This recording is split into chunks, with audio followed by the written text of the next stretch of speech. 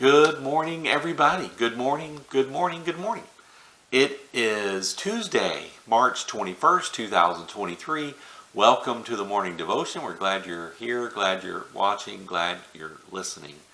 The title of today's devotion is Rebuilding Your Marriage, Part 2. It's a 4-part series. Yesterday was Part 1, today Part 2.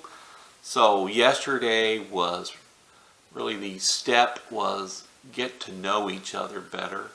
And so today we have another step, but Rebuilding Your Marriage, Part 2. And the verse utilized is 1 Peter 3:7, where it says, "You husbands must give honor to your wives." And I'll read the whole passage, the whole verse, and even some out of that passage in just a moment. But let's begin with prayer.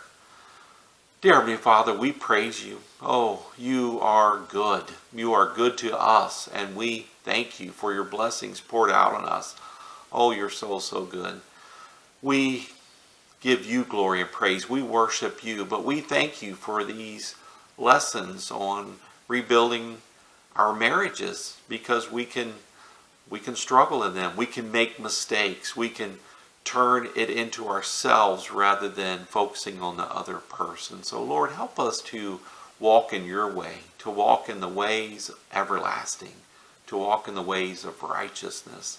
And may we give honor to each other today as husbands and wives. Thank you for your blessings. In Jesus' name we pray. Amen. All right, so again, the title is Rebuilding Your Marriage, Part 2. And the passage is 1 Peter 3:7, and I'm going to read all of that verse. I'm going to come back and talk about some other things as we get to the end. But it says, "Husbands, likewise," so us too, "dwell with them with understanding, giving honor to the wife as to the weaker vessel, and as being heirs together of the grace of life, that your prayers may not be hindered." So we have to honor each other so that our prayers are not hindered. We have to have grace for each other. But let's look at what the devotionalists write. It says second, so yesterday was get to know each other. Today is second, you must listen to each other. This requires time, patience, and focused attention. Too many couples give each other a monologue without leaving room for genuine dialogue. This is where marriage counseling can be effective. It forces both persons to slow down, interpret your spouse's language, understand their feelings, and discover their needs. When a marriage breaks down, couples are often so busy trying to get their own point across and win the fight that they don't listen for solutions and places of negotiation. I'm going to stop there for just a minute. They're so busy trying to win.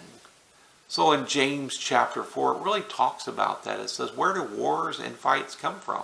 It comes from our own personal desire. So when we desire to win, when we desire to be right, when we desire to educate, teach, correct, whatever the other person, we are in a fight.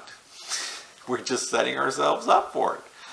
So listening and looking for opportunities to find agreement and places to compromise with each other, that's going to be better. So back to what the devotionalist is writing.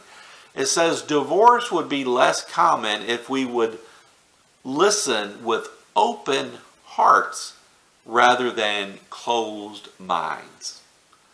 Jesus pointed out that the law of Moses permitted divorce because of the hardness of your hearts. It tells us this in Matthew 19:8, so I'm going to jump over there.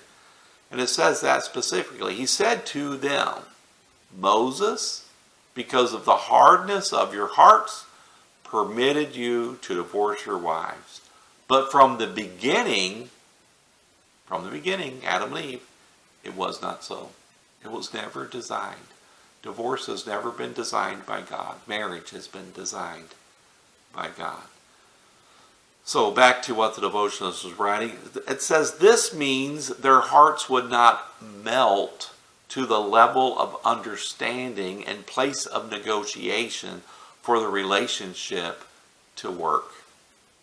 Some couples find it simpler to write each other letters revealing their feelings as they relearn how to communicate at a deeper level. And that's true. And if you need to, do that and leave a letter for the person. Counselors, marriage enrichment seminars, and others use this type of technique, and sometimes it works wonders. Not always, but sometimes it works wonders.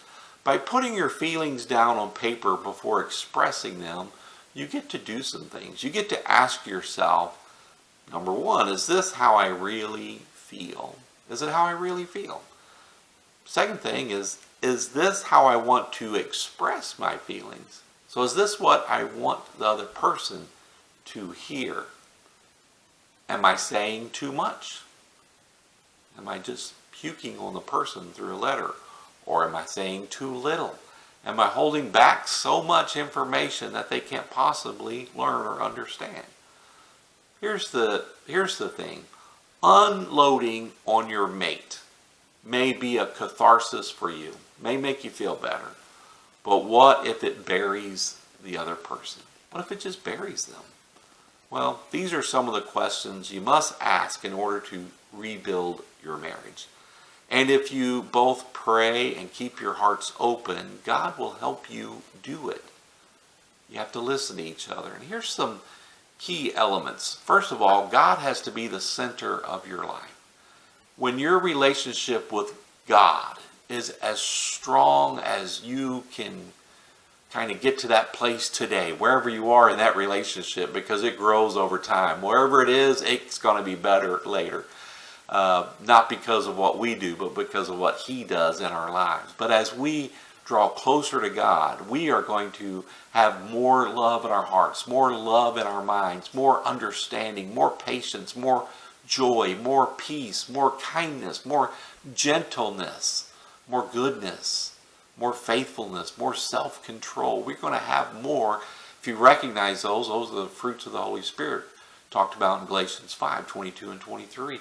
Fruit of the Holy Spirit. You'll have more of it as you draw closer to the Lord.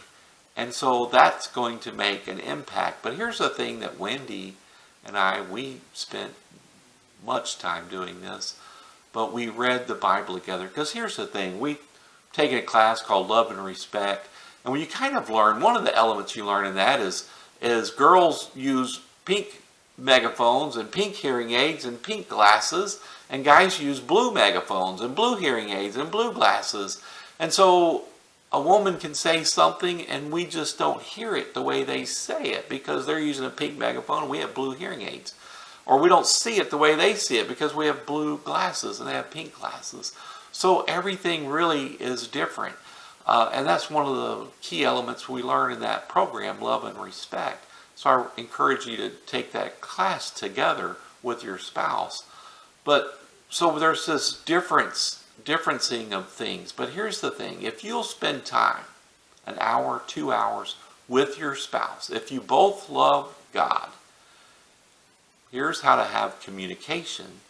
Open your Bible and read a chapter or two a day together, back and forth, and discuss it. Because if you both love God, you're both going to be talking about what you love the most, God. And in so doing, you're going to find this beautiful connection between the two of you. Because you're talking about each of your favorite subject. And what can be better than that?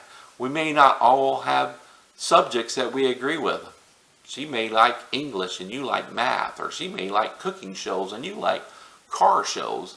You may not have something to talk about that's the same. But when you both love God and He's at the center of your lives, it makes that triangle where you're pursuing Him up here. You draw closer together as you draw closer to Him. And so I recommend opening your Bible, reading it together, discussing it. You both will be able to discuss, listen, and talk about your favorite subject, God Almighty, through His Son Jesus and the power of the Holy Spirit that dwells in us. So I want to give you some additional advice. I know that was I've probably got too much already. But if you go back to that passage in 1 Peter chapter 3, verse 7, it gives us this honor our spouse. So it means listening. Honoring means to listen. That's a powerful statement to understand. But here's what it goes on to say. And it says, as being heirs together of the grace of life. Life is a gift together. So we need to understand that we are co-heirs together in that life. And we need to realize it's a gift. And everlasting life is a gift. But it goes on to say in verse 8 and 9, all of you be of one mind. So if you're both talking about God, you're of one mind. Having compassion for one another. Rather than tearing each other down, have compassion for each other. Be tender-hearted, it says. Be courteous. I tell you, if you're tender-hearted and courteous, each of you towards your spouse, you'll go miles in recovering your marriage. But then in verse 9, it gives us some additional information you need to really hear. Do not return evil for evil or reviling for reviling. Don't go to work and go, can you believe what my wife did at home? That's reviling. That's character assassination. That's gossiping. The Bible tells us not to do it more than once, so we don't want to assassinate their character. That's murder. Jesus said if you have something, anger in your heart, you've murdered your brother. Go to them and fix it. So you need to go to your spouse and work through that.